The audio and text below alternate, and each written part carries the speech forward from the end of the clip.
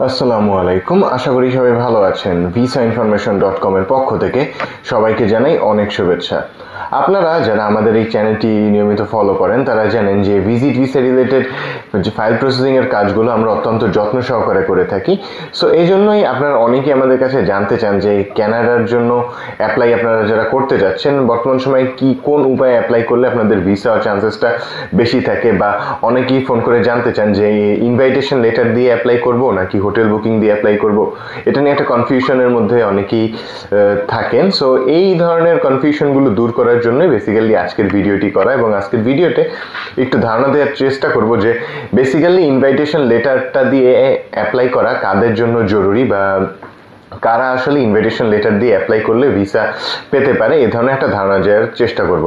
So first of all যে জিনিসটা বলবো, ক্যানাডার ভিসা রেশিও যেমন গত বছরের মাঝামাঝি একদমই খারাপ ছিল, ওই অবস্থার কিন্তু পরিবর্তন হয়েছে এবং এখন কিন্তু ভিসা ইস্যু হওয়া শুরু হয়েছে। আমরা কিছু অ্যাপ্রুভাল পাচ্ছি এবং সামনেও কিছু পাওয়া যাবে এরকম আশা করছি, কারণ হচ্ছে লাস্ট 3 মাসের একটা ডেটা অ্যানালাইসিস করে দেখা যাচ্ছে যে গত বছরের মাঝামাঝি সময় থেকে রেশিওটা এখন অনেক ভালো আছে।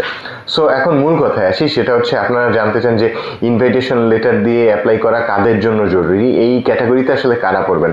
এখন একটা জিনিস আপনাকে আমি ক্লিয়ার করছি যে আপনি হচ্ছে ভিজিট ভিসার জন্য অ্যাপ্লাই করবেন। এখন আপনার যদি কোনো কান্ট্রি ভিজিট করা না থাকে প্রিভিয়াসলি, ধরুন আপনার ফ্রেশ পাসপোর্ট আছে, সো এখন যদি আপনি অ্যাজ এ ট্যুরিস্ট অ্যাপ্লাই করেন তখন আপনিই চিন্তা করুন আপনার ভিসা অ্যাপ্রুভাল হওয়ার চান্সেসটা কীরকম হতে পারে।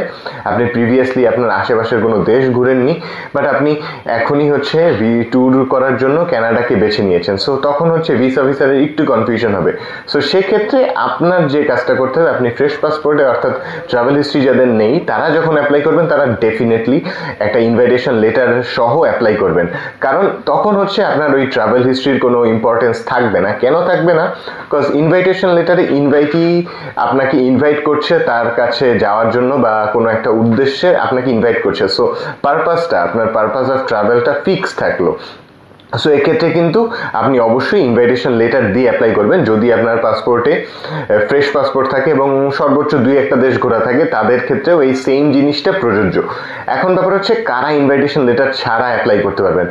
এখন ধরুন আপনার প্রিভিয়াসলি ক্যানাডাতে ভিজিট আছে, বা ইউএসএ ভিজিট আছে, বা আপনার যে আমাদের যে আশেপাশের যে দেশ সব মিলিয়ে ধরুন 5-7টার উপরে কান্ট্রি ভিজিট আছে, সেক্ষেত্রে আপনি একজন অ্যাজ এ ট্যুরিস্ট অ্যাপ্লাই করতে পারেন। তখন ইনভাইটেশন লেটার দিয়ে না অ্যাপ্লাই করলে আপনার ভিসার সম্ভাবনা থাকে, যা কারণ আপনার ট্রাভেল হিস্ট্রিটা ভালো আছে, আপনি অনেকগুলো দেশ ভ্রমণ করেছেন এবং ওই অ্যাকর্ডিংয়ে আপনি আবার ক্যানাডাতে ভিজিট করতে চান। সো সেক্ষেত্রে আপনার ইনভাইটেশন লেটার প্রয়োজন নেই। প্রিভিয়াসলি আপনার যদি ক্যানাডা ভিসা থেকে থাকে যেটা এক্সপায়ার হয়ে গিয়েছে, তখনও আপনি আবার যদি অ্যাপ্লাই করেন আপনারও ইনভাইটেশন লেটার কিন্তু প্রয়োজন নেই।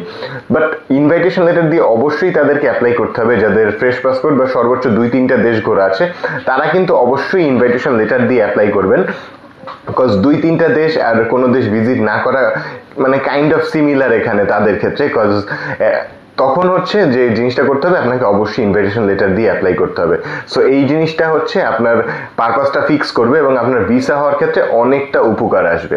সো এখন আপনি যদি আপনার আর একটা ব্যাপার আছে, যাদের বয়সটা একটু বেশি বা যাদের বয়সটা একটু কম থাকে, যাদের বয়সটা অনেক কম, ধরুন আপনি এখন 20-30-এর মধ্যে, এই সব মানুষদেরও কিন্তু অবশ্যই ইনভাইটেশন লেটার দিয়েই অ্যাপ্লাই করা উচিত। সো আর একটা জিনিস আপনাদের কাছে শেয়ার করা, অবশ্যই আপনি ইনভাইটেশন লেটার সহ অ্যাপ্লাই করবেন।